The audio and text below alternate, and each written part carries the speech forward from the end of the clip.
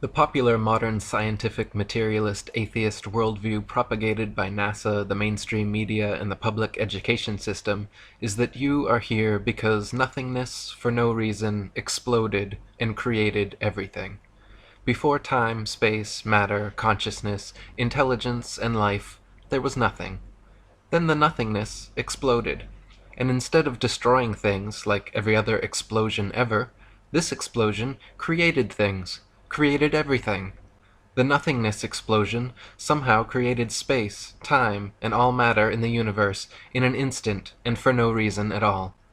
Then all of the creationary explosive debris flying outward at over 670 million miles per hour for 14 billion years culminated to create you. Yes, first some of the more gaseous nothing came together, forming suns and stars. Then solid pieces of the nothing came together, forming planets and moons.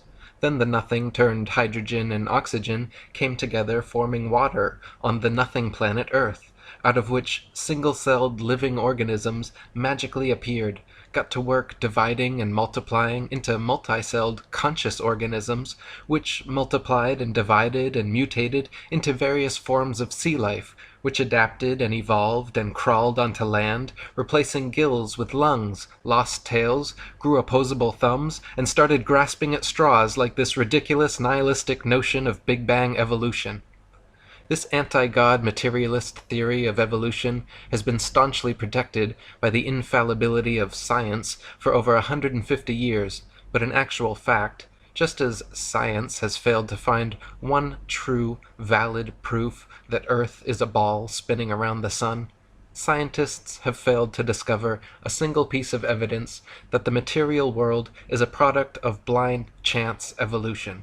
Furthermore, Big Bang evolution actually requires and presupposes many other claims which have already been proven false in previous chapters, such as the plurality of worlds, Newton's theory of gravity, Einstein's theory of relativity, stars being distant suns, and Earth being a planet, not a plane. Harun Yahya wrote, "Evolutionary theory claims that life started with a cell that formed by chance. According to this scenario, 4 billion years ago, various lifeless chemical compounds underwent a reaction in the primordial atmosphere on the Earth, in which the effects of thunderbolts and atmospheric pressure led to the formation of the first living cell. The first thing that must be said is that the claim that inanimate materials can come together to form life is an unscientific one that has not been verified by any experiment or observation. Life is only generated from life. Each living cell is formed by the replication of another cell. No one in the world has ever succeeded in forming a living cell by bringing inanimate materials together, not even in the most advanced laboratories. The theory of evolution faces no greater crisis than on the point of explaining the emergence of life. The reason is that organic molecules are so complex that their formation cannot possibly be explained as being coincidental, and it is manifestly impossible for an organic cell to have been formed by chance. How could all the interconnected and compartmentalized components, the cell wall, the cell membrane, the mitochondria, proteins, DNA, RNA, ribosomes, lysosomes, cytoplasm, vacuoles, nucleus, and other cell parts magically come together and create conscious intelligent life from unconscious dead matter? Just making one average-sized protein molecule is already composed of 288 amino acids of 12 varying types, which can be combined to 10 to the 300th power different ways. Of all those possibilities, only one forms the desired protein molecule, and there are over 600 types of proteins combined in the smallest bacterias ever discovered. Astronomer Fred Hoyle compared the odds that all the multifaceted and multifunctional parts of a cell could coincidentally come together and create life, analogous to a tornado sweeping through a junkyard and assembling a Boeing 747 from the materials therein. Hoyle wrote that if there were a basic principle of matter which somehow drove organic systems toward life, its existence should easily be demonstrable in the laboratory. One could, for instance, take a swimming bath to represent the primordial soup, Fill it with any chemicals of a non-biological nature you please, pump any gases over it or through it you please, and shine any kind of radiation on it that takes your fancy. Let the experiment proceed for a year, and see how many of those 2,000 enzymes, protein produced by living cells, have appeared in the bath. I will give the answer, and so save all the time and trouble and expense of actually doing the experiment.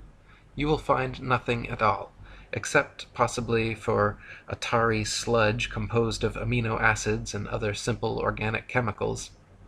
Even if scientists placed all the chemical substances necessary for life in a tank, applied to them any processes of their choice, and waited for billions of years, not a single living cell could or would ever form. Astrobiologist Chandra Wickraman Singh wrote, "The likelihood of the spontaneous formation of life from inanimate matter is 1 to a number with 40,000 zeros after it. It is big enough to bury Darwin and the whole theory of evolution. The beginnings of life were not random. They must have been the product of purposeful intelligence. From my earliest training as a scientist, I was very strongly brainwashed to believe that science cannot be consistent with any kind of deliberate creation. That notion has had to be painfully shed. At the moment, I can't find any rational argument to knock down the view which argues for conversion to God. We used to have an open mind. Now we realize that the only logical answer to life is creation, and not accidental random shuffling." Harun Yahya wrote, "Scientific proofs from such branches of science as paleontology, microbiology, and anatomy reveal evolution to be a bankrupt theory. It has been stressed that evolution is incompatible with scientific discoveries, reason, and logic. Those who believe in the theory of evolution think that a few atoms and molecules thrown into a huge vat could produce thinking, reasoning professors, university students, scientists, artists, antelopes, lemon trees, and carnations. Moreover, the scientists and professors who believe in this nonsense are educated people. That is why it is quite justifiable to speak of the theory of evolution as the most potent spell in history. Never before has any other belief or idea so taken away people's powers of reason, refused to allow them to think intelligently and logically, and hidden the truth from them as if they had been blindfolded. Consciousness, life, the beautiful diversity, complexity, and interconnectedness of nature and the universe simply could not be the result of some random coincidental physical phenomenon.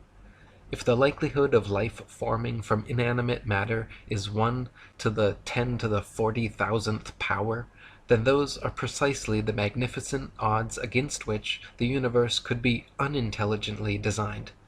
Even the simple formation of DNA and RNA molecules are similarly beyond the reach of chance to come together, equivalent to 1 times 10 to the 600th power, or 10 with 600 zeros afterwards. Such a mathematical improbability actually so closely borders the impossible that the word improbable becomes misleading.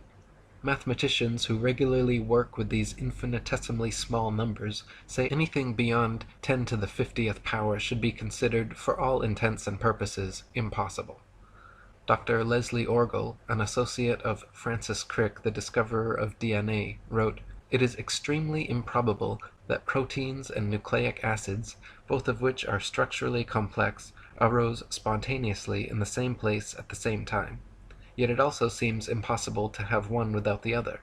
And so, at first glance, one might have to conclude that life could never in fact have originated by chemical means." Or as Turkish evolutionist Professor Ali Demirsoy stated, "The probability of the coincidental formation of cytochrome C, just one of the essential proteins for life, is as unlikely as the possibility of a monkey writing the history of humanity on a typewriter without making any mistakes. Some metaphysical powers beyond our definition must have acted in its formation." Harun Yahya wrote, "Let us suppose that millions of years ago a cell was formed which had acquired everything necessary for life, and that it duly came to life. The theory of evolution again collapses at this point, for even if this cell had existed for a while, it would eventually have died, and after its death, nothing would have remained, and everything would have been reverted to where it had started. This is because the first living cell, lacking any genetic information, would not have been able to reproduce and start a new generation. life would have ended with its death.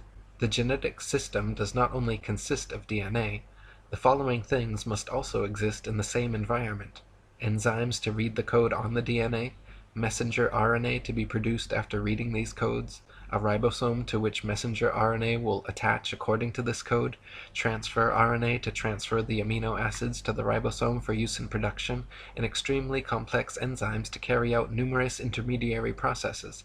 Such an environment cannot exist anywhere apart from a totally isolated and completely controlled environment, such as the cell, where all the essential raw materials and energy resources exist. The Big Bang theory is easily proven false, as the nature of explosions is to destroy, to break things down into their constituent parts, increasing chaos and decreasing order. Explosions simply do not and cannot create things, causing disparate parts to combine into more ordered wholes, as the Big Bang theory contends. Similarly, the theory of evolution is proven false by entropy, the second law of thermodynamics. It is a fact that systems left to their own devices tend to become corrupted, disordered, and dispersed over time. All things, living or not, wear out, deteriorate, and decay. They do not spontaneously come together over time in incredibly implausible combinations, creating diverse, complex, and beautiful living forms. Thus, the theory of evolution is in direct opposition to the law of entropy. Evolution supposes things become more ordered, more structured, and more complex over time. But from rust to mold to rotting corpses, nature is everywhere at odds with such a notion. Furthermore, according to the Le Chatelier principle in chemistry, life could not have been formed in the sea as evolutionists allege anyway, since the peptide bond created by amino acid chains produces water molecules. It is not possible for such a reaction to take place in a hydrous environment. Harun Yahya wrote, "Organic matter can self-reproduce only if it exists as a fully developed cell with all its organelles in an appropriate environment where it can survive, exchange materials, and get energy from its surroundings. This means that the first cell on Earth was formed all of a sudden, together with its amazingly complex structure. What would you think if you went out hiking in the depth of a thick forest and ran across a brand new car among the trees? Would you imagine that various elements in the forest had come together by chance over millions of years and produced such a vehicle? All the parts in the car are made of products such as iron, copper, and rubber, the raw ingredients for which are all found on the earth. But would this fact lead you to think that these materials had synthesized by chance and then come together and manufactured such a car? There is no doubt that anyone with a sound mind would realize that the car was a product of an intelligent design, in other words, a factory, and wonder what it was doing there in the middle of the forest. The sudden emergence of a complex structure in a complete form, quite out of the blue, shows that this is the work of an intelligent agent. An extraordinarily complex system like the cell is no doubt created by a superior will and wisdom. In other words, it came into existence as a creation of God. Many facets of nature are far too complex, specialized, and perfect to have arisen simply due to blind chance changes over time. For example, the eye, with its various parts and mechanisms, all working together with the brain producing the sharpest, clearest 3D color images imaginable. Even the most advanced cameras and plasma screens ever produced by humans cannot provide an image as perfect in detail and clarity as our own eyes. Charles Darwin, the originator of the theory of evolution, himself admitted that the thought of the eye made him cold all over, as he knew what an impassable obstacle the eye presented for his theory. And it is the same with ears and audio equipment.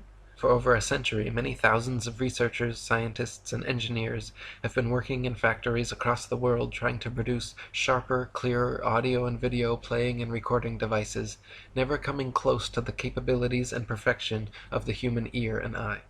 Harun Yahya wrote, "Look at the book you read, your hands with which you hold it, then lift your head and look around you.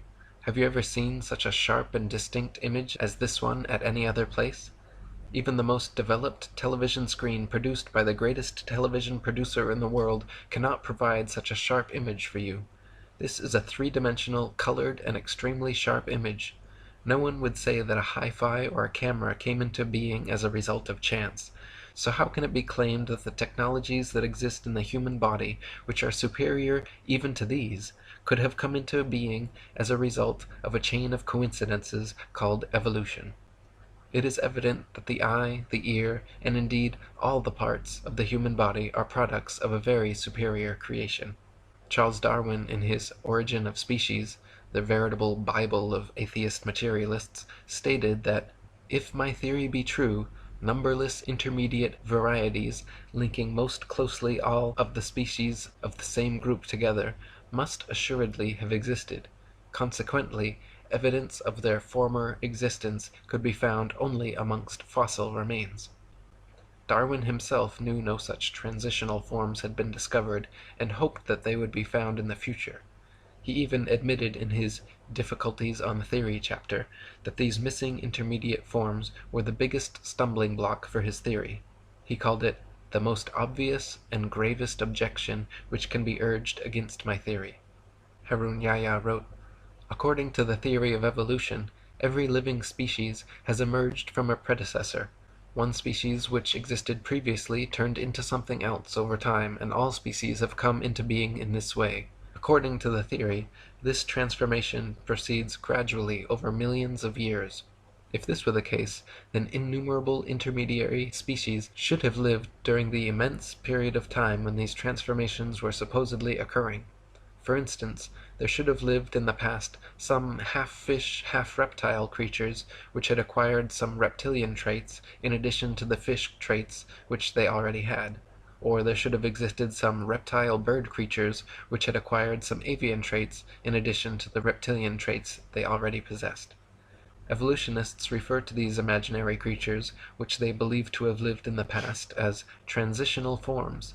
If such animals had really existed, there would have been millions, even billions of them. More importantly, the remains of these creatures should be present in the fossil record.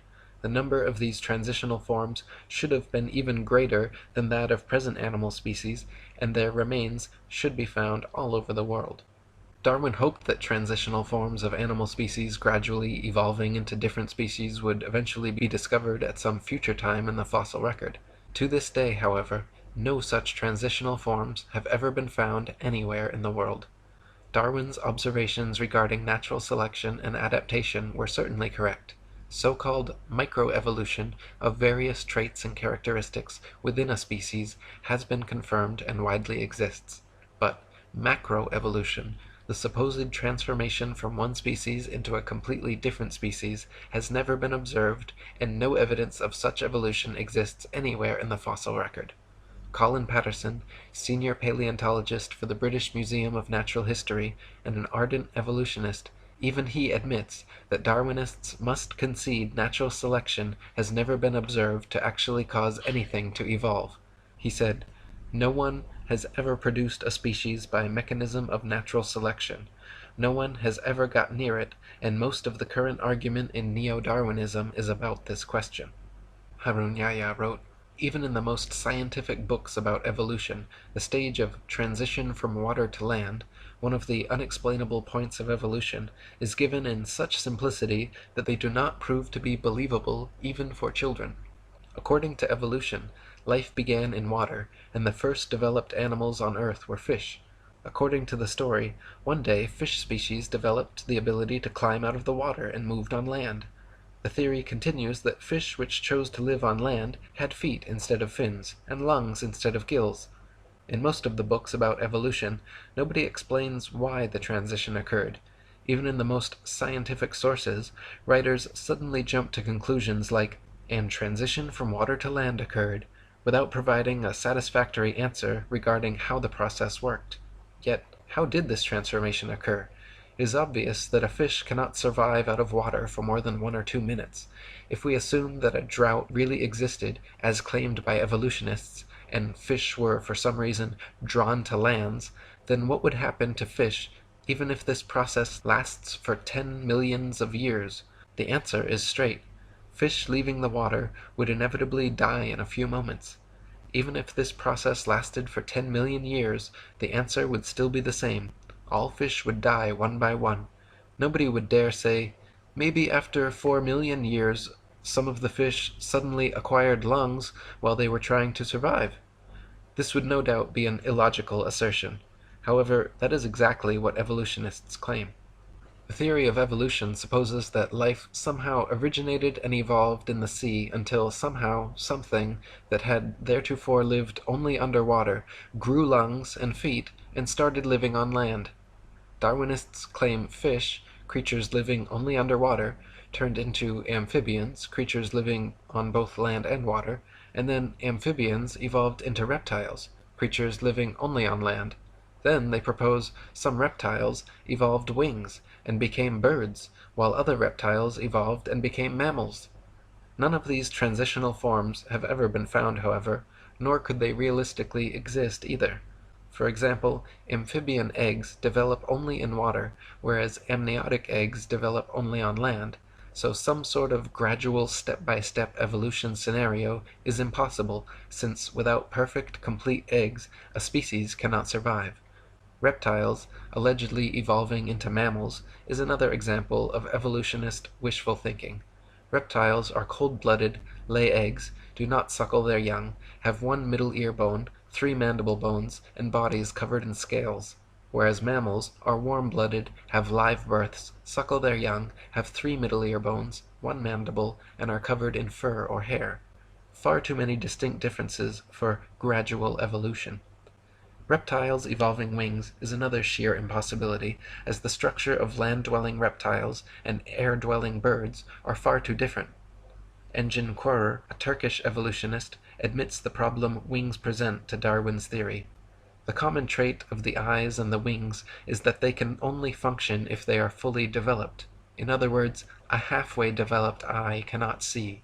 A bird with half-formed wings cannot fly. How these organs came into being has remained one of the mysteries of nature that needs to be enlightened. Harun Yahya wrote, "Although it is cloaked in the guise of science, the theory of evolution is nothing but a deceit defended only for the benefit of materialistic philosophy, a deceit based not on science but on brainwashing propaganda and fraud. The theory of evolution is a theory that fails from the very first step.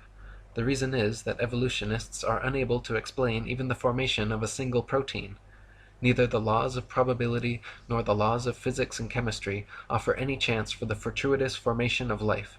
Does it sound logical or reasonable, when not even a single chance-formed protein can exist, that millions of such proteins combined in order to produce the cell of a living thing, and that billions of cells manage to form and then come together by chance to produce living things, and that from them generated fish, and that those that passed to land turned into reptiles, birds, and that this is how all the millions of different species on Earth were formed?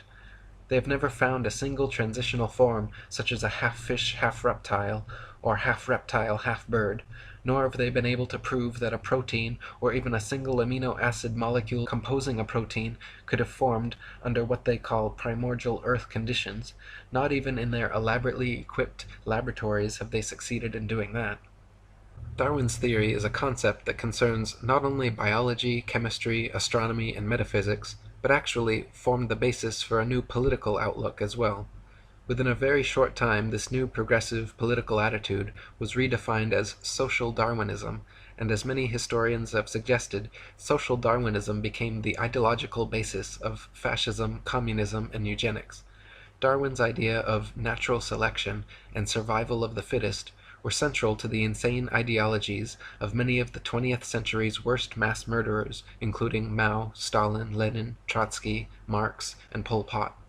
Charles Darwin himself was a blatant racist who elucidated in his book The Descent of Man how blacks and aborigines, due to their inferiority to Caucasians, would be done away with by the civilized races in time.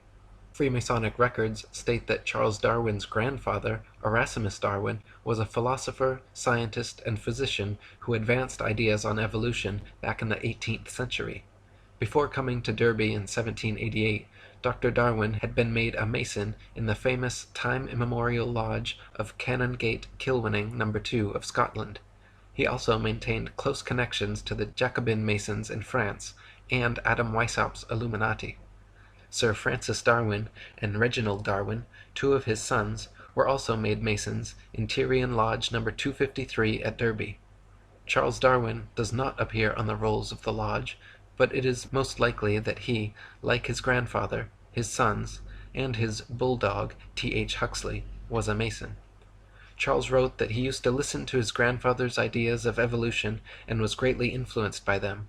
Erasmus was the first man to put forward the notion of evolution in England. He was known as a respected person, but he had a very dark private life, and at least 2 illegitimate children. Charles himself would go on to marry his first cousin, and have 3 children die due to complications from inbreeding. Harun Yahya wrote, Masons, thinking that Darwinism could serve their goals, played a great role in its dissemination among the masses. As soon as Darwin's theory was published, a group of volunteer propagandists formed around it, the most famous of whom was Thomas Huxley, who was called Darwin's bulldog.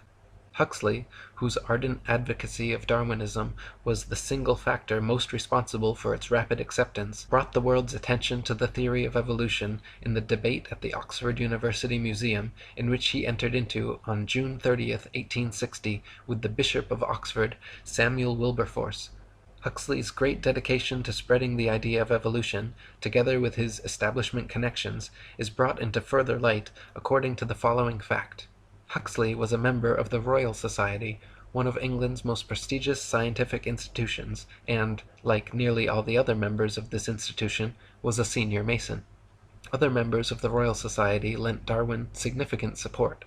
In short, Darwin wasn't acting alone. From the moment his theory was proposed, he received the support that came from the social classes and groups whose nucleus was made up of Masons. An important example which proves the fact that Darwinism is one of the biggest deceptions of atheistic Freemasonry is a resolution carried in a Mason meeting.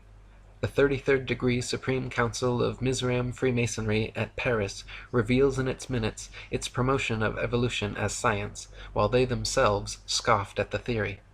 The minutes read as follows. It is with this object in view, the scientific theory of evolution, that we are constantly, by means of our press, arousing a blind confidence in these theories. The intellectuals will puff themselves up with their knowledge, and without any logical verification of them, will put into effect all the information available from science, which our agentur specialists have cunningly pieced together for the purpose of educating their minds in the direction we want. Do not suppose for a moment that these statements are empty words. Think carefully of the successes we arranged for Darwinism. Atheistic Freemasonry in the United States has picked up the resolution of Mizraim before long. New Age magazine in its March 1922 issue stated that the kingdom of atheistic Freemasonry will be established by evolution and the development of man himself. As seen above, the false scientific image of evolution is a deception set in the 33rd degree atheist Masonic lodges.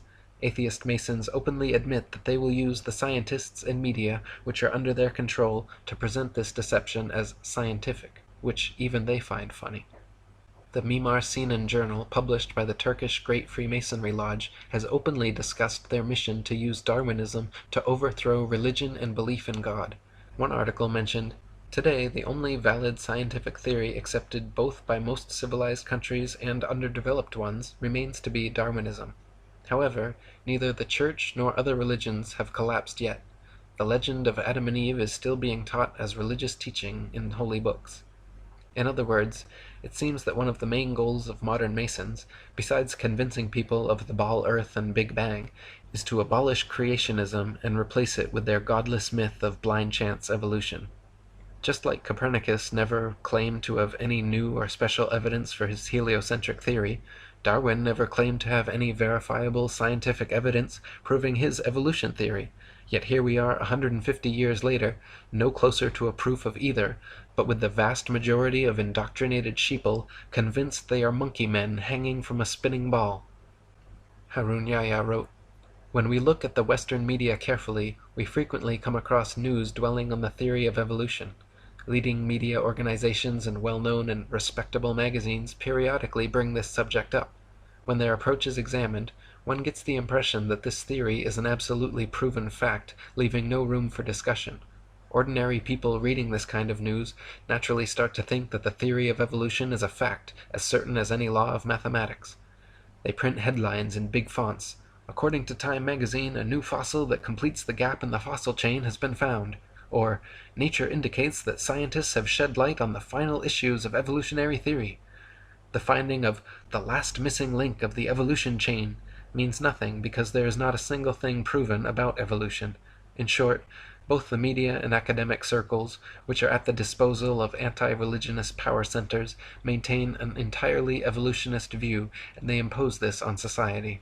This imposition is so effective that it has in time turned evolution into an idea that is never to be rejected. Denying evolution is seen as being contradictory to science and fundamental realities. The information we have considered throughout this book has shown us that the theory of evolution has no scientific basis, and that, on the contrary, evolutionist claims conflict with scientific facts. In other words, the force that keeps evolution alive is not science. The theory of evolution is maintained by some scientists, but behind it there is another influence at work. This other influence is materialist philosophy. Materialist philosophy is one of the oldest beliefs in the world, and assumes the existence of matter as its basic principle. According to this view, matter has always existed, and everything that exists consists of matter.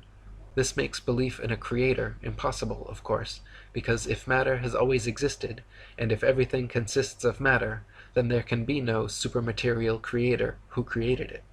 The fact of the matter is, evolution is, was, and always has been a foregone conclusion by people looking for any answer other than God. When you metaphysically exclude the existence of an intelligent, creative consciousness behind the creation of the material world, the only answer left is random happenstance. Everything must be the result of coincidence, chance, and circumstance once you have excluded the possibility of a supreme intelligent creator. But no matter how diligently it is denied, the truth remains. You simply are not some cosmic accident, not the result of random happenstance, chance, or coincidence. Your eyes, your ears, your feelings, your life and consciousness are all the result of the most supremely intelligent design. My previous book, Spiritual Science, is a 284-page refutation of materialist science and philosophy, which proves far beyond any reasonable doubt that atheistic materialism is an invalid, untenable, destructive philosophy, and that consciousness and intelligence existed before and beyond all space, time, and matter. Malcolm Muggeridge, an atheist philosopher and supporter of evolution for 60 years, finally admitted before his death that I myself am convinced that the theory of evolution, especially the extent to which it's been applied, will be one of the great jokes in the history books in the future. Posterity will marvel that so very flimsy and dubious an hypothesis could be accepted with the incredible credulity that it has. Harun Yahya wrote, according to these professors, a number of simple chemical substances first came together and formed a protein, which is no more possible than a randomly scattered collection of letters coming together to form a poem. Then, other coincidences led to the emergence of other proteins. These then also combined by chance in an organized manner, not just proteins, but DNA, RNA, enzymes, hormones, and cell organelles, all of which are very complex structures within the cell, coincidentally happen to emerge and come together. As a result of these billions of coincidences, the first cell came into being. If you put a carved stone or wooden idol in front of these people and told them, look, this idol created this room and everything in it, they would say that was utterly stupid and refuse to believe it. Yet, despite that, they declare the nonsense that the unconscious process known as chance gradually brought this world and all the billions of wonderful living things in it into being, to be the greatest scientific explanation. In short, these people regard chance as a god and claim that it is intelligent, conscious, and powerful enough to create living things and all the sensitive balances in the universe. One of the first frauds in the history of Darwinism, known as recapitulation theory and heralded as undeniable proof of evolution, was an idea proposed and propagated by a racist eugenicist professor named Ernest Haeckel in the late 19th century. A contemporary and friend of Charles Darwin, and Thomas Bulldog Huxley, Haeckel postulated that human and other animal embryos experience a miniature form of the entire evolutionary impulse during their development in the womb, displaying first characteristics of fish, then reptile, and lastly mammalian or human. It has long been eliminated from scientific literature, but many people and popular sources still unknowingly quote and believe in Haeckel's fraudulent work. Several popular magazines and school textbooks, as recently as the 1990s, over a century after being exposed, were still publishing Haeckel's hoaxed pictures and recapitulation theory as science fact. Harun Yahya wrote, "It has since been proven that this theory is completely bogus. It is now known that the gills that supposedly appear in the early stages of the human embryo are in fact the initial phases of the middle ear canal, parathyroid, and thymus. The part of the embryo which was likened to the egg yolk pouch turns out to be a pouch that produces blood for the infant. The part that had been identified as a tail by Haeckel and his followers is in fact the backbone, which resembles a tail only because it takes shape before the legs do." Another interesting aspect of recapitulation was Ernest Haeckel himself, a faker who falsified his drawings in order to support the theory he advanced. Haeckel's forgeries purported to show that fish and human embryos resembled one another. When he was caught out, the only defense he offered was that other evolutionists had also committed similar offenses. Haeckel was charged with fraud by 5 professors and convicted by a university court at Jena, where he admitted that several of his drawings were forgeries, that he was merely filling in missing links where evidence was thin, and that hundreds of his contemporaries were guilty of the same charge. During the trial he said, "After this compromising confession of forgery, I should be obliged to consider myself condemned and annihilated if I had not the consolation of seeing side by side with me in the prisoner's dock hundreds of fellow culprits, among them many of the most trusted observers and most esteemed biologists. The great majority of all the diagrams in the best biological textbooks, treatises, and journals would incur in the same degree the charge of forgery, for all of them are inexact, and are more or less doctored, schematized, and constructed." What an admission! Not only did Haeckel confess his own forgeries, but he admitted that there were hundreds of other scientific fraudsters similarly doctoring findings in the best biological textbooks, treatises, and journals, several of which will be examined in this chapter. As it turns out, Haeckel had simply copied and printed the same human embryo pictures several times over, claiming each were various other animal embryos with exact parallels, when in fact the parallels do not exist, and the pictures were copies he knowingly and intentionally made to suit his recapitulation idea.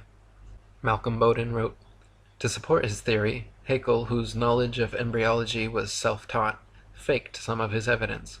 He not only altered his illustrations of embryos, but also printed the same plate of an embryo 3 times, and labeled one a human, the second a dog, and the third a rabbit, to show their similarity."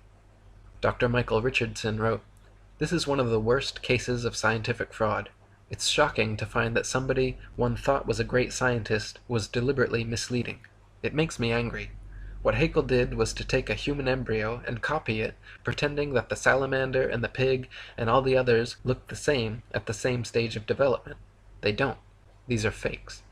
For the past 150 years, evolutionist scientists have been working diligently to propagandize the public into believing that modern humans are descended from ancient apes. The final and most difficult theoretical leap for the theory of evolution is this supposed million-year transition from ape to human. The utter impossibility of evolving abilities like bipedality, erect spinal columns, and complex linguistic skills has been debated since the theory was first presented, but such obstacles will never stop die-hard evolutionists set on discovering, or inventing, a believable monkey-man transitional species. The first of these convenient evolutionary discoveries was the Neanderthal man, found in the Neander Valley of Germany in 1856. Just in time for the release of Darwin's Origin of Species. To this day, reconstructed drawings of hairy ape-like Neanderthal men are depicted in scholarly journals and school textbooks, and claim to be a missing evolutionary link. The fact is, however, that all so-called Neanderthal remains have never been shown to be any more different from modern humans than an Asian from a Caucasian, or an Inuit from an Aborigine. Also, the skull size shows its brain was actually 13% larger than the average brain of modern man, making it impossible to be an intermediary between man and ape. Even Time magazine in 1971 proclaimed the primitiveness of Neanderthal to be unwarranted, that he could walk the street today unrecognized. One writer even commenting that historians of the future may declare all of us insane for not detecting and refuting this incredible blunder with adequate determination. One of the main proponents pushing Neanderthal man as an authentic species nowadays is Rainer Prosch, a German professor who dated the fossils at 36,000 years old, allowing them to fit perfectly in the evolutionist timeline. In 2005, however, Prosch was forced to retire in disgrace by a panel of Frankfurt University heads who determined he had fabricated data and plagiarized the work of his colleagues over the past 30 years. The once renowned carbon dating expert has presently been completely ostracized from the scientific community. It has since been determined that all Neanderthal skeletal remains are no more than a few thousand years old, some only a few hundred. They have also found modern human DNA in the bones, that their brain capacity was 13% larger than the modern average, their height 5'9", comparable to our average, and they had advanced tools, buried their dead, and enjoyed art. University of Berlin professor Rudolf Virchow, Ernest Haeckel's former professor and the father of modern pathology, back in 1872 concluded the original Neanderthal remains were simply that of an unfortunate Homo sapiens who had suffered childhood rickets, adult arthritis, and was victim to several damaging blows to the head.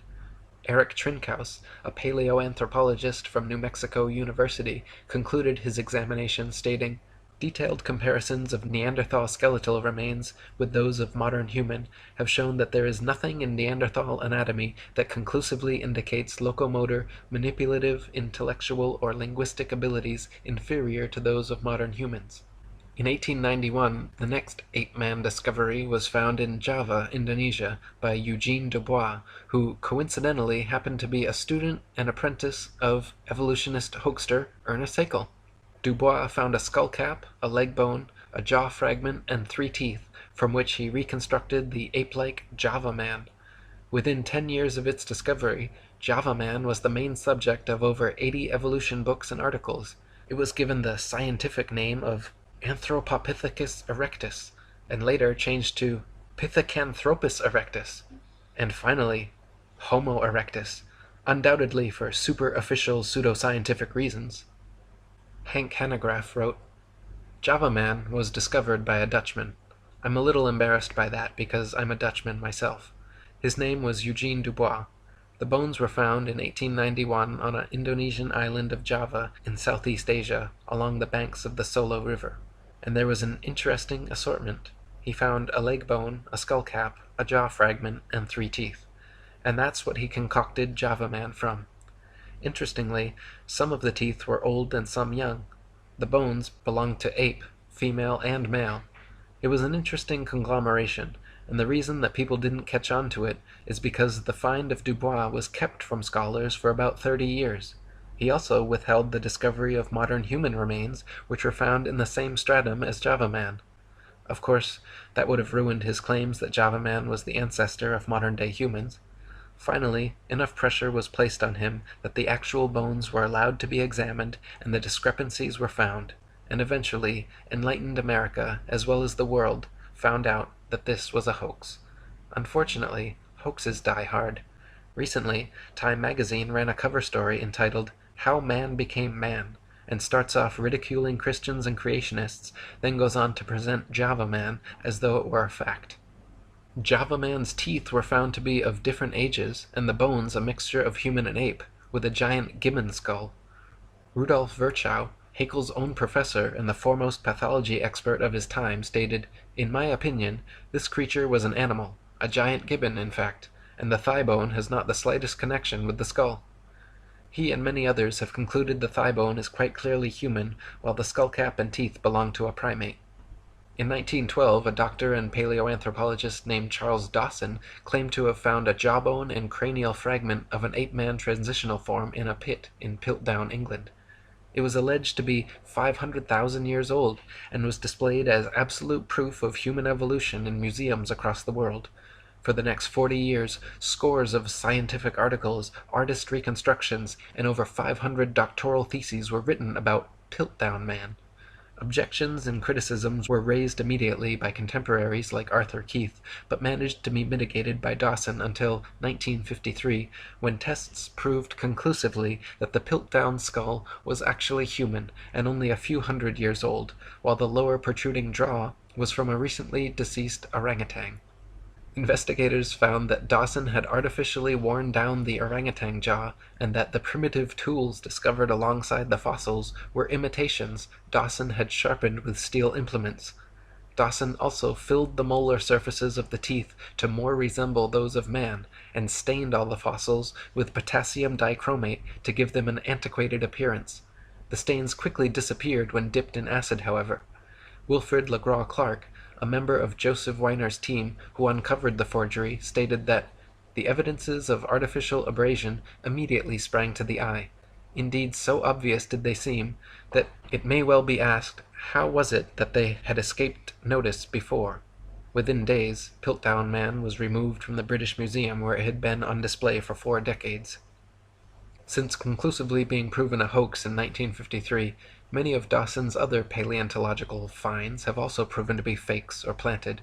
In 2003, Dr. Miles Russell of Bournemouth University published the results of an investigation into Dawson's antiquarian collection, concluding that at least 38 specimens were clear fakes, noting that Dawson's entire academic career appears to have been built upon deceit, sleight of hand, fraud, and deception, the ultimate gain being international recognition. The next fraudulent attempt at creating and propagating a supposed ape-man transitional form was carried out in 1922 by Henry Fairfield Osborn, co-founder of the American Eugenics Society, president of the White Supremacist Pioneer Fund, and director of the American Museum of Natural History. Osborn declared that he had been sent an anomalous tooth found in Snakebrook, Nebraska, which had characteristics of both ape and man. He determined that it came from the Pliocene period of ancient history, and affectionately labeled the tooth's owner Nebraska Man.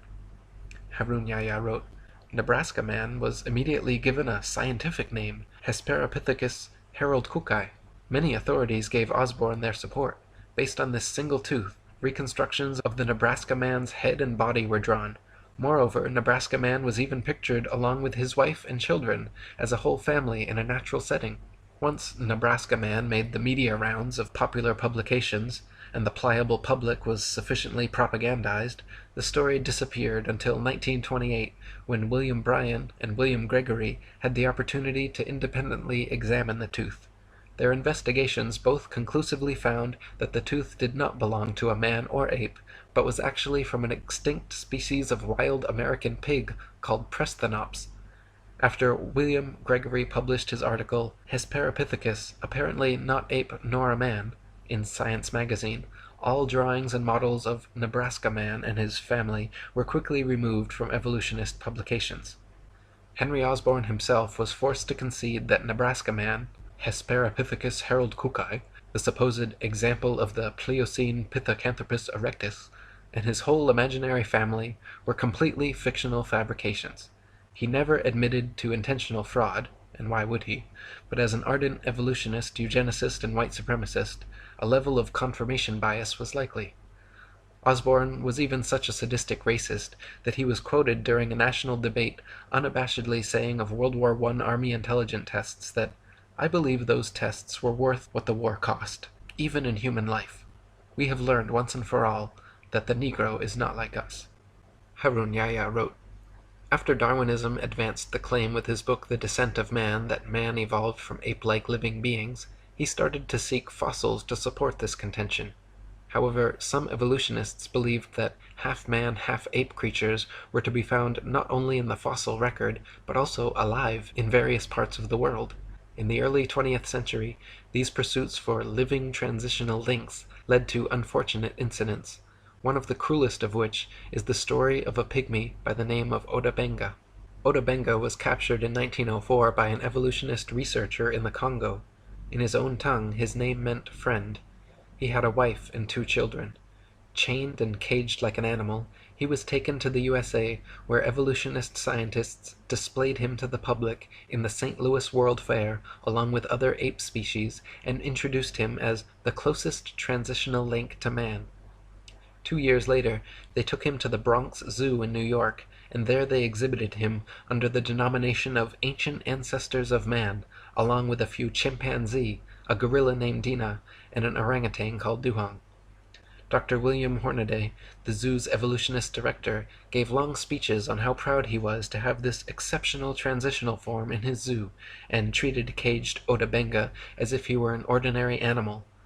Unable to bear the treatment he was subjected to, Otabenga eventually committed suicide. Piltdown Man, Nebraska Man, Otabenga. These scandals demonstrate that evolutionist scientists do not hesitate to employ any kind of unscientific method to prove their theories. In 1927, Davidson Black declared he had discovered 5 crushed skulls and several teeth near Beijing belonging to an ancient ape-man species now widely known as pecking man, or baking man. Somewhere between 1941 and 1945, all the original bones were mysteriously lost, however, leaving only a few plaster casts left to examine. At the same site where this supposed missing link was found, there were also found the remains of 10 fully human skeletons who quarried nearby limestone, built fires, and left behind a variety of tools. Many scientists now believe the tools were used on Peking man rather than by them. The back of the skulls were all bashed in, and in that part of the world, monkey brains are a delicacy, so it is likely that Peking man were actually Peking apes, and they were man's meal, not man's ancient ancestor. In 1974, Donald Johanson discovered Lucy, a 3-foot-tall, supposedly 3 million-year-old Australopithecine in Ethiopia. Widely publicized as our oldest direct human ancestor, Lucy made the usual rounds of scientific magazine journals and school textbooks. Don Johanson modestly claimed that Lucy was the most important find made by anyone in the history of the entire human race, and the media heralded him a hero. He was promoted from assistant professor to receiving his own Institute for Human Biology at Berkeley. During all this time, he never allowed scientists to examine Lucy's bones until 1982, 8 years later. Since then, and as more Australopithecine skeletons have been found and examined, however, many leading evolutionists agree that Lucy is simply an extinct type of ape, similar to modern pygmy chimpanzees, and nothing more. They may have walked slightly more upright than most apes, but were not bipedal or erect, could not talk, spent most of their time on trees, and walked on all fours. Lord Solly Zuckerman and Professor Charles Oxnard did 15 years of research on Australopithecines along with a team of 5 specialists, coming to the conclusion that all the various specimens of Australopithecus they examined were only an ordinary ape genus and definitely not bipedal. The French Science and Life magazine ran the cover story in May 1999, Goodbye Lucy, writing about how Lucy, the most famous fossil of Australopithecus, was not the root of the human race and needs to be removed from our supposed family tree. However, even now in 2014, a movie named Lucy has just been released by Masonic Universal Pictures, where the Lucy ape-woman fraud is still treated as scientific fact throughout the entire movie.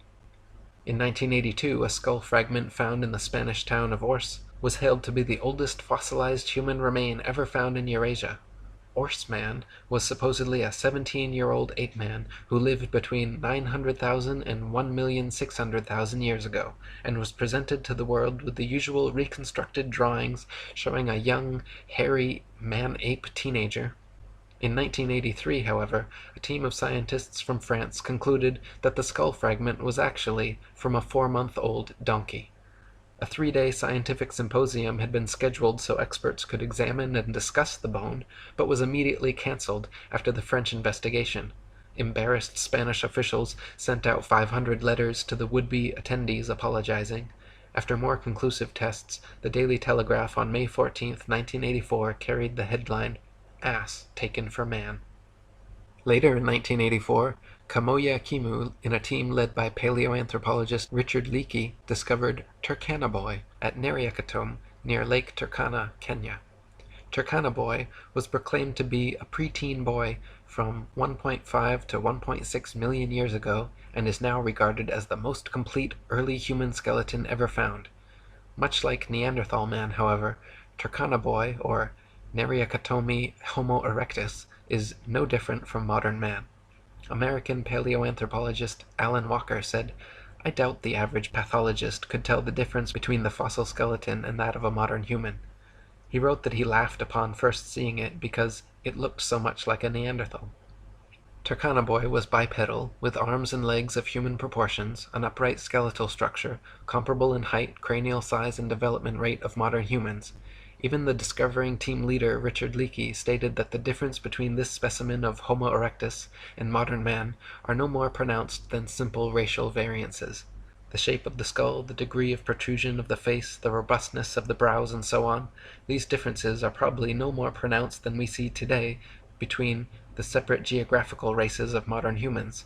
Such biological variation arises when populations are geographically separated from each other for significant lengths of time. So when seen for what they really are, all the supposed ape-men discoveries and reconstructions are nothing but frauds and fantasies. Neanderthal man was just an ordinary man. Java man and Piltdown man were composed of human and ape bones. Nebraska man was actually a pig. Peking man was actually man's meal. Lucy was just a monkey. Orse man was a donkey. And Turkana was just a boy. Harun Yahya wrote, Reconstruction can be explained as drawing a picture or constructing a model of a living thing based on a single bone, sometimes only a fragment that has been unearthed. The ape-men we see in newspapers, magazines, or films are all reconstructions. The fossils that are claimed to be evidence for the human evolution scenario are in fact products of fraud. For more than 150 years, not even a single fossil to prove evolution has been found. As a matter of fact, the reconstructions, drawings or models, of the fossil remains made by the evolutionists are prepped speculatively precisely to validate the evolutionary thesis. David R. Pilbeam, an anthropologist from Harvard, stresses this fact when he says, "At least in paleoanthropology, data are still so sparse that theory heavily influences interpretations. Theories have, in the past, clearly reflected our current ideologies instead of the actual data. Since people are highly affected by visual information, these reconstructions best serve the purpose of evolutionists, which is to convince people that these reconstructed creatures really existed in the past." All the many models, drawings, cartoons, mannequins, and movies made involving various ape-men are complete fiction and fabrication, because no one can actually accurately determine the outward appearance of an animal based solely on bone structure. Soft tissue, which vanishes quickly after death and is responsible for the look of one's eyes, ears, nose, lips, hair, eyebrows, skin, etc., totally depends on the imagination of the person reconstructing them. Ernest A. Houghton of Harvard University stated, "To attempt to restore the soft parts is an even more hazardous undertaking. The lips, the eyes, the ears, and the nasal tip leave no clues on the underlying bony parts. You can with equal facility model on a Neanderthaloid skull the features of a chimpanzee or the lineaments of a philosopher. These alleged restorations of ancient types of man have very little if any scientific value, and are likely only to mislead the public. So put not your trust in reconstructions." There is no concrete fossil evidence to support the ape-man image which is unceasingly promulgated by the media and evolutionist academic circles. With brushes in their hands, evolutionists produce imaginary creatures. Nevertheless, the fact that these drawings correspond to no matching fossils constitutes a serious problem for them. One of the interesting methods they employ to overcome this problem is to produce the fossils they cannot find. Piltdown Man, which may be the biggest scandal in the history of science, is a typical example of this method. The current evolutionist ape-to-human transitional theory goes Australopithecus, Homo habilis, Homo erectus, Homo sapiens. Australopithecus, which means southern ape, has been proven to be nothing but an extinct ape which closely resembles many modern chimpanzees in height, arm and leg length, skull shape, teeth, mandibular structure, and many other details. Homo habilis, a hypothetical classification created in the 1960s by Turkana team leader Richard Leakey, was what evolutionists deemed necessary to exist between Australopithecus and Homo erectus because the jump was far too drastic. There needed to be a species of ape-man with a larger cranial capacity that could walk upright and use tools. Serendipitously for his career, fossils unearthed in the late 1980s were deemed Homo habilis, and Leakey was regarded a scientific genius.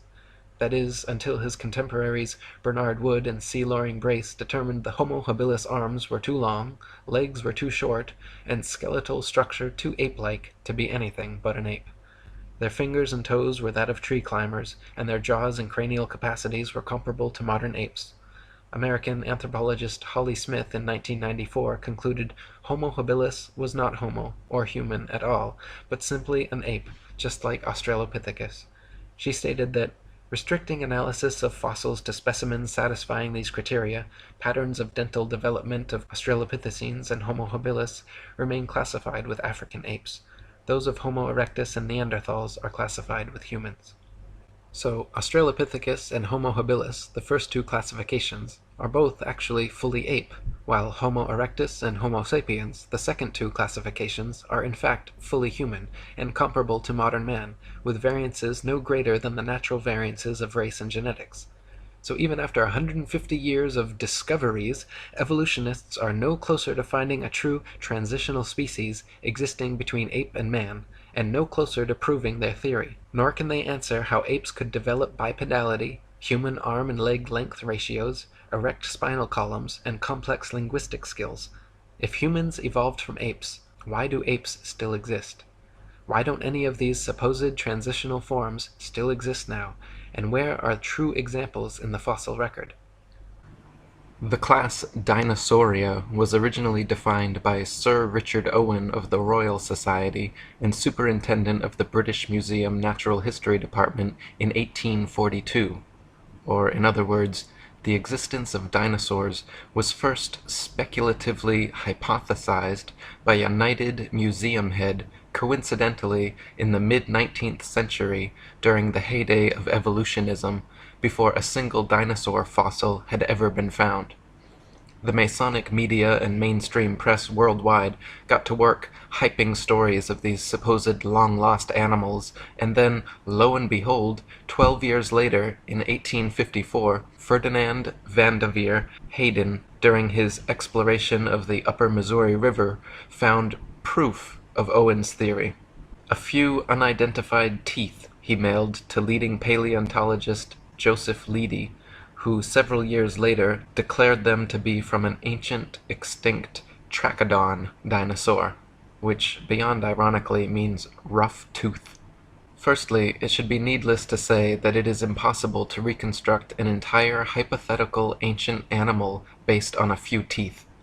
But even more importantly, it is dubious that a myriad of ancient reptile, bird, and reptile mammal transitional forms necessary for the blossoming theory of evolution would be hypothesized and then conveniently discovered by teams of evolutionist archaeologists purposely out looking to find such fossils.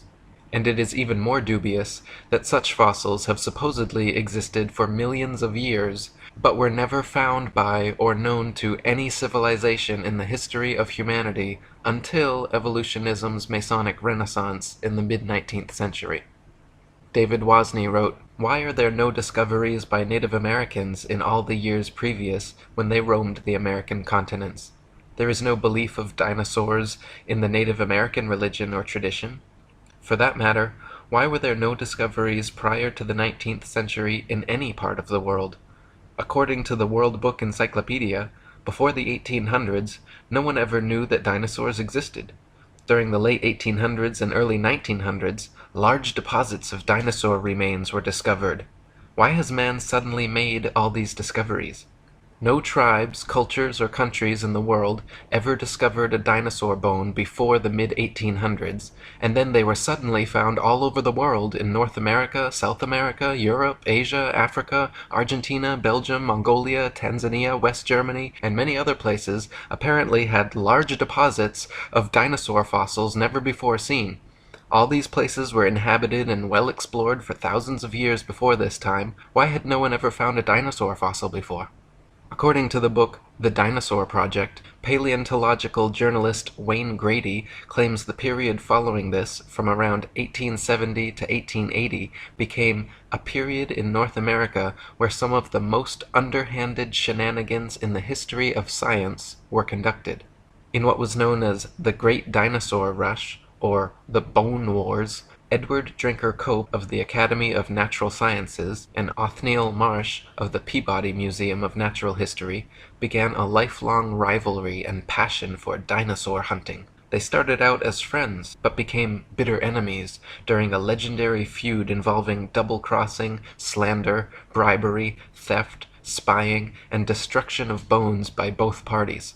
Marsh is said to have discovered over 500 different ancient species, including 80 dinosaurs, while Cope discovered 56. Out of the 136 dinosaur species supposedly discovered by the two men, however, only 32 are presently considered valid, as the rest have all proven to be falsifications and fabrications.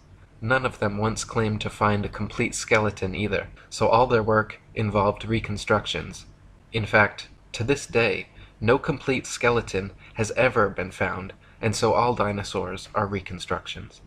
David Wozni wrote, "Discoveries and excavations seem not to be made by disinterested people such as farmers, ranchers, hikers, outdoor recreationists, building construction industry basement excavators, pipeline trench diggers, and mining industry personnel, but rather by people with a vested interest such as paleontologists, scientists, university professors, and museum organization personnel who were intentionally looking for dinosaur bones or who have studied dinosaurs previously.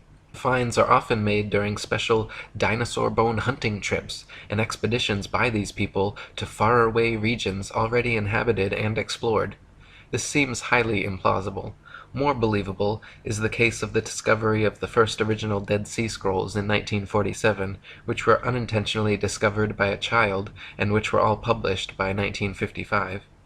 In some cases of a discovery of dinosaur bones by a disinterested person, it was suggested to them by some professional in the field to look or dig in a certain area. Also very interesting to note are special areas set aside and designated as dinosaur parks, for which amateur dinosaur hunters are required to first obtain a dinosaur hunting license. Whatever destination these establishment-funded archaeologists and paleontologists set, it seemed they found incredible numbers of fossils in tiny areas. In one of the largest dinosaur excavation sites, called the Ruth Mason Quarry, over 2,000 fossils were allegedly discovered. Casts and original skeletons assembled from these bones are currently on display in over 60 museums worldwide.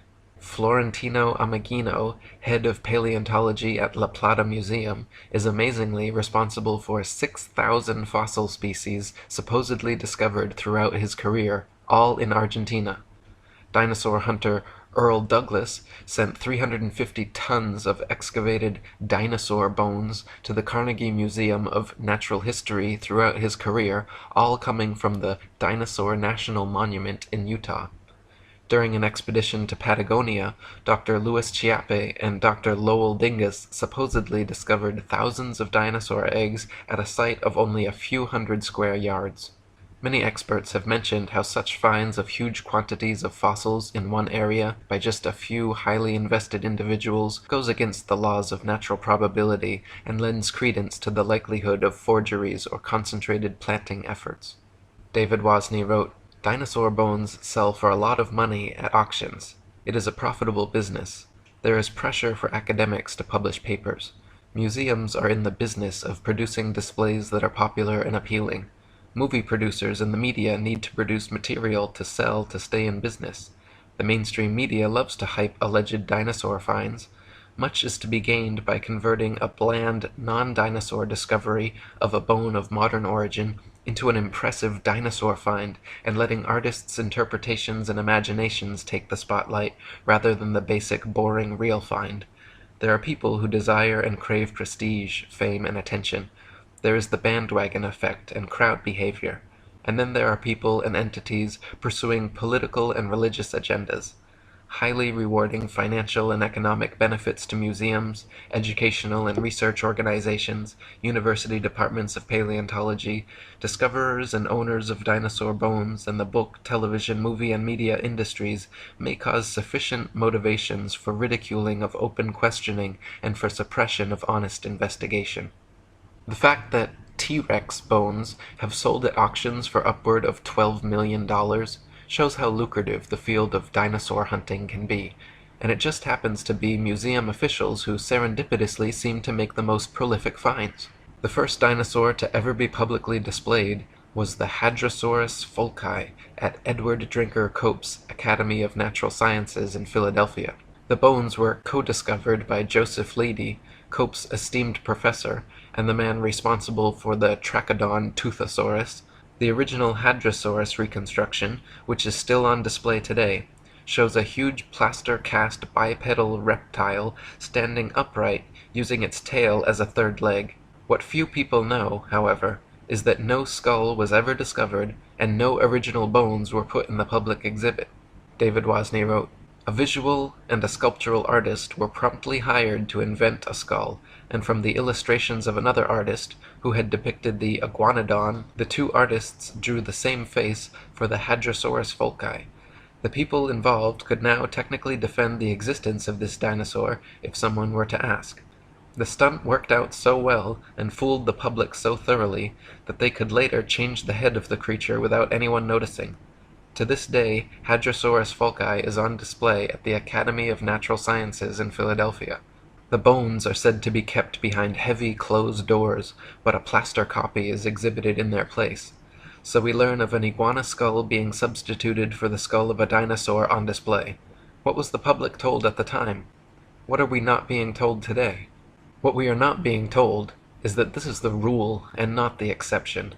To this day, not a single complete skeleton of any dinosaur has ever been found. All the museum displays, models, mannequins, cartoons, and movies of prehistoric monsters you have ever seen are all imaginative reconstructions based on incomplete skeletons arranged in a manner paleontologists believe to be most realistic. Furthermore, the skeletons exhibited in museums are all admittedly intricate fabrications made of plaster, fiberglass, various epoxies, and other animal bones, not original fossils.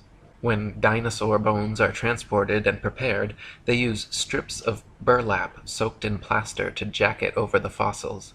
Then, after applying a tissue separator to keep the plaster from direct contact with the bone, the soaked burlap strips are laid on until it is totally encased in a protective, mummy-like coating ready for safe transport. In an article titled, "A Fossil's Trail from Excavation to Exhibit," one insider remarked that, "Through mold making and casting, we can totally fabricate limbs, ribs, vertebrae, etc. for the missing pieces of an articulated skeletal mount. Plaster, fiberglass, and epoxies are often and commonly used. In reconstruction work on single bones, small to large cracks can be filled in with mache or plaster mixed with dextrin, a starch that imparts an adhesive quality and extra hardness to regular molding plaster. We've also had success using epoxy putties. Large missing fragments can be sculpted directly in place with these same materials." In other words, museum personnel work with plaster and other materials to transport and fabricate skeletons and missing or incomplete bones all the time. In fact, the huge dinosaur bone displays found in museums across the world are admittedly carefully prepared fakes. No independent researcher has ever examined a real dinosaur.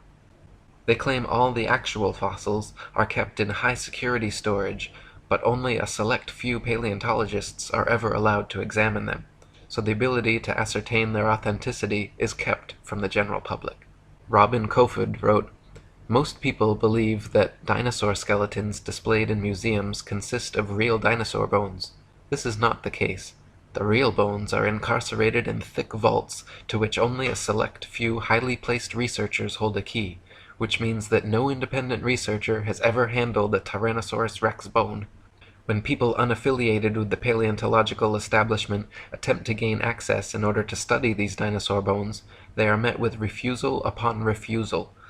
Only around 2,100 dinosaur bone sets have been discovered worldwide, and out of these, only 15 incomplete Tyrannosaurus rex bone sets have been found. These dinosaur bone sets have never formed a complete skeleton, but from these incomplete bone sets, paleontologists have constructed a hypothesis about the appearance of the whole skeleton which they have modeled in plastic. If thousands of long necks and large carnivorous reptiles had really roamed the earth, we wouldn't only have found 2,100 dinosaur bone sets, but millions of bones, with ordinary people tripping over them when digging in their vegetable patches." David Wasney wrote, "When children go to a dinosaur museum, are the displays they see displays of science or displays of art and science fiction? Are we being deceived and brainwashed at an early age into believing a dinosaur myth? Deep, probing questions need to be asked of the entire dinosaur business. There may have been an ongoing effort since the earliest dinosaur discoveries to plant, mix, and match bones of various animals, such as crocodiles, alligators, iguanas, giraffes, elephants, cattle, kangaroos, ostriches, emus, dolphins, whales, rhinoceroses, etc., to construct and create a new man-made concept, prehistoric animal called the dinosaur. Where bones from existing animals are not satisfactory for deception purposes, plaster substitutes may be manufactured and used. Some materials similar or superior to plasticine clay or plaster of Paris would be suitable. Molds may also be employed. What would be the motivation for such a deceptive endeavor? Obvious motivations include trying to prove evolution, trying to disprove or cast doubt on the Bible and the existence of a God, and trying to disprove the young Earth theory. The dinosaur concept implies that if God exists, he tinkered with his idea of dinosaurs for a while, then probably discarded or became tired of this creation, and then went on to create man. The presented dinosaur historical timeline suggests an imperfect God who came up with the idea of man as an afterthought, thus demoting the biblical idea that God created man in his own image. Type dinosaur skulls into a search engine, and you will find a variety of replicas, tailor-made dinosaurs, and museum-quality skeletons. One of the largest and most renowned suppliers of fake dinosaurs is the Zigong Dino Ocean Art Company in Sichuan, China, which provides natural history museums worldwide with ultra-realistic dinosaur skeletons made from real bones.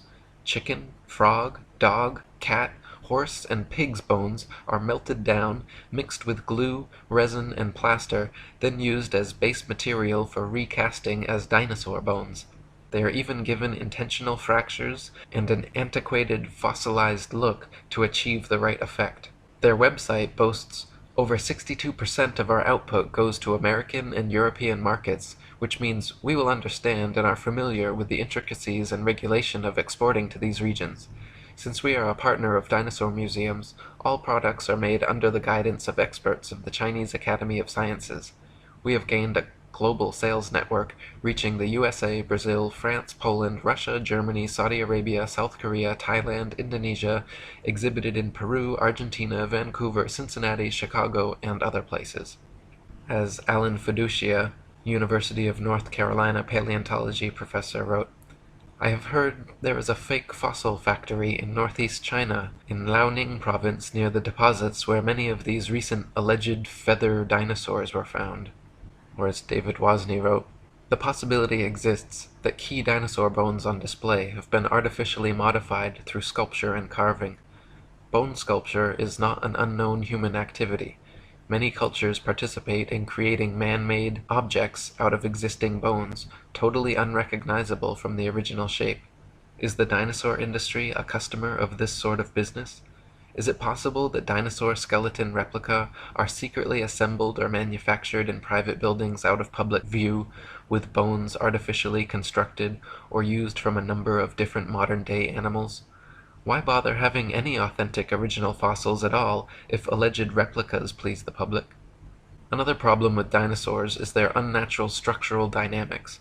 Many dinosaur skeletons and reconstructions feature bipedal monsters like the T-Rex with a forward-leaning torso and head far larger and heavier than its counterbalancing tail. Many museum displays cannot even stand up under their own weight. It is highly unlikely that beasts this large and disproportionate could exist at all. The loads acting on their skeletons are so great that calculations indicate the bones of the largest dinosaurs would buckle and crack under their own immense weight. Experts have also pointed out that dinosaurs would have to have moved much slower than portrayed in movies to prevent sudden shocks to their skeletons. David Wozni wrote, this idea of slow-moving animals does not agree with the biomechanical analysis of dinosaurs, which indicate that the dinosaurs were agile, active creatures. This is the paradox between the dinosaur's size and lifestyle. Many displays and drawings of dinosaurs appear to be an absurdity, showing a two-legged animal that would be totally off balance, with the weight of head and abdomen much greater than weight of tail, which is supposed to act as a counterbalance. Is the dinosaur industry a case of science trying to meet public desires or expectations? The movie Jurassic Park is an example of showing dinosaurs much larger than any current displays in museums. After the movie came out, it is interesting to note that many articles were written asking, "Is this possible?" I can recall a report of dinosaur DNA being discovered preserved in amber, which later turned out to be false.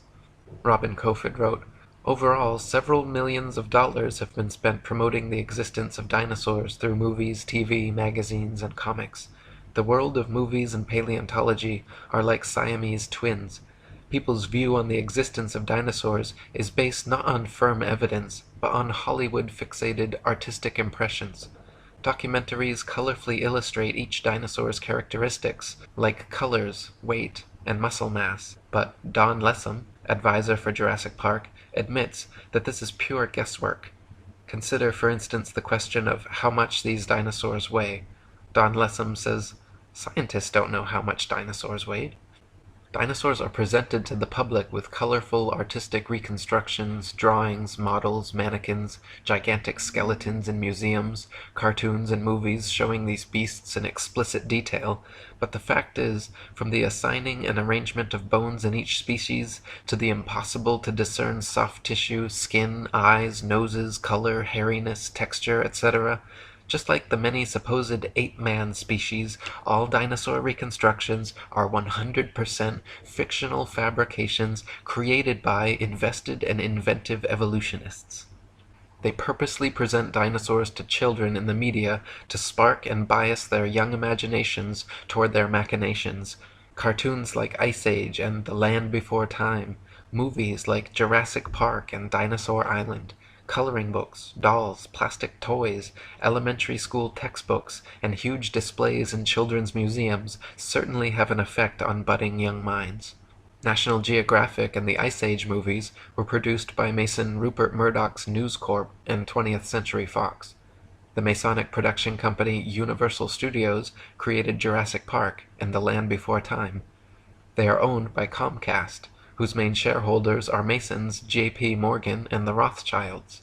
Discovery Channel, which features many dinosaur documentaries, is also financially advised by N.M. Rothschilds and Son Limited. Former paleontology student Michael Forsell claimed on a radio interview with leading paleontologist Jack Horner that he was a total fraud, fabricating evidence and perpetuating the myth of dinosaurs. He continued on saying, "I started my career in the field of paleontology only to leave my studies once I realized the whole thing was a sham. It's nonsense. Most of the so-called skeletons in museums are actually plaster casts. They even do it openly on documentaries now, preserving the bones my ass. I struggled as a student mainly because I could not tell the difference between a fossilized egg and an ordinary rock, and of course there is no difference. I was treated like a leper when I refused to buy into their propaganda and promptly left the course. Dinosaurs never existed. The whole shebang is a freak show. They just grab a couple of old bones and form them into their latest Frankenstein's monster-like exhibit. We are all being fooled and it's wrong, but together we can stop it." Many claim that since dinosaur fossils have been radiometrically dated to be tens of millions of years old, that their authenticity is thus proven. The fact is, however, that the methods used to date dinosaur fossils involve not measuring the actual fossils, but the rocks near where they are found. Most fossils are found near the surface of the Earth, and if a modern-day animal were to die in the area, paleontologists would be likely to date them the same age. Dr. Margaret Helder, in her book Completing the Picture, a handbook on museums and interpretive centers dealing with fossils, she writes, "Scientists used to be very impressed with the potential of radiometric for coming up with absolutely reliable ages of some kinds of rocks. They do not feel that way anymore. Having had to deal with numerous calculated dates which are too young or too old compared with what they expected, scientists now admit that the process has many more uncertainties than they ever would have supposed in the early years. The public knows almost nothing about uncertainties in the dating of rocks. The impression that most people have received is that many rocks on Earth are extremely old and that the technology exists to make accurate measurements of the ages. Scientists have become more and more aware, however, that the measurements which the machines make may tell us nothing about the actual age of the rock." One of the main reasons that evolutionists needed the existence of dinosaurs was to answer the complicated problems present in the theory of evolution, including sea-dwelling animals evolving into land dwellers, reptiles evolving wings, feathers, flying and becoming birds, as well as other reptiles evolving warm blood, live births, breasts, and becoming mammals, through their imaginary multi-million-year timeline and a variety of supposed transitional dinosaur forms. The paleontological establishment has been promoting various sea dinosaur, reptile/birds, and reptile/mammals to bridge these gaps. Many professionals and experts in the field have disputed such findings as often as they have been presented, however. Dr. Storrs Olson, a Smithsonian Institute scientist, wrote, "The idea of feathered dinosaurs and the theropod origin of birds is being actively promulgated by a cadre of zealous scientists acting in concert with certain editors at Nature and National Geographic, who themselves have become outspoken and highly biased proselytizers of the faith. Truth and careful scientific weighing of evidence have been among the first casualties in their program, which is now fast becoming one of the grander scientific hoaxes of our age. No authentic feathers have ever been found with dinosaur fossils, though a few exposed hoaxes certainly attempted to fake it. Dr. Olson called the adding of feathers to their findings hype, wishful thinking, propaganda, nonsense fantasia, and a hoax. In the 1990s, many fossils with feathers were supposedly discovered in China, suspiciously close to the Zhejiang Dino Ocean Art Company, but when examined, Dr. Timothy Rowe found the so-called Confuciusornis was an elaborate hoax. He also found the Archaeoraptor, supposedly discovered in the 90s, was composed of bones from 5 different animals.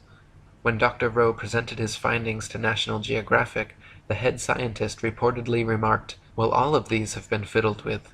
National Geographic then proceeded with their news conferences and media stories about the Archaeoraptor fossils being genuine and having found the missing link in evolution.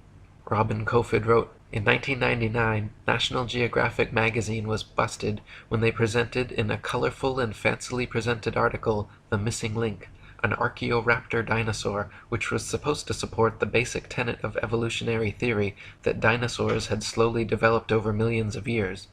Their proof consisted of a fossil where carefully arranged bone imprints gave the impression of a creature half dinosaur and half bird. The scam was discovered during a CT scan which uncovered unnatural bone links. National Geographic magazine was later forced to admit, when pressured, that the fossil was man-made."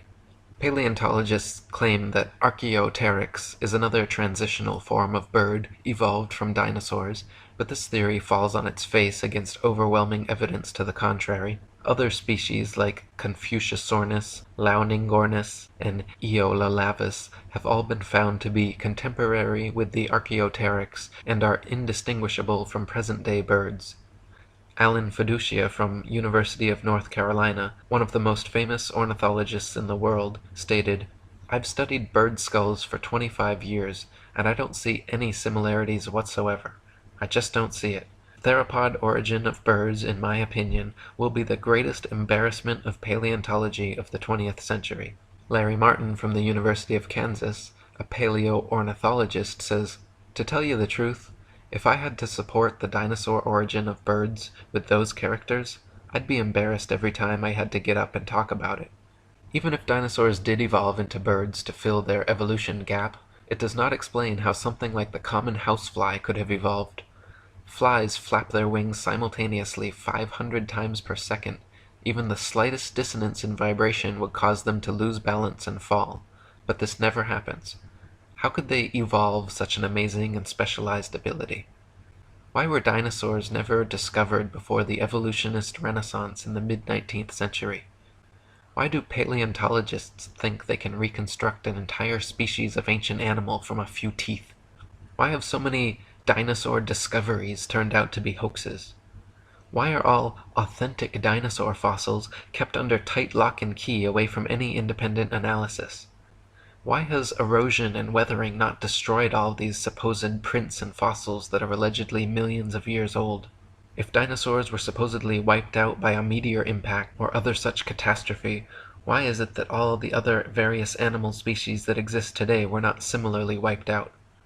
There are many more questions which need to be answered before anyone in their right mind should consider the existence of dinosaurs anything but a convenient evolutionist myth. Robin Kofod wrote, "The paleontological establishment can control which hypotheses will be constructed through textbooks and the curriculum. In this way, students are brainwashed into a pseudo-reality controlled by text material and the teacher's authority. A short practical example. A random dental bone is found at an excavation site, and from this dental bone the rest of the skeleton is guessed at. We are not kidding about this. The entire dinosaurian field of the paleontological program is a sham."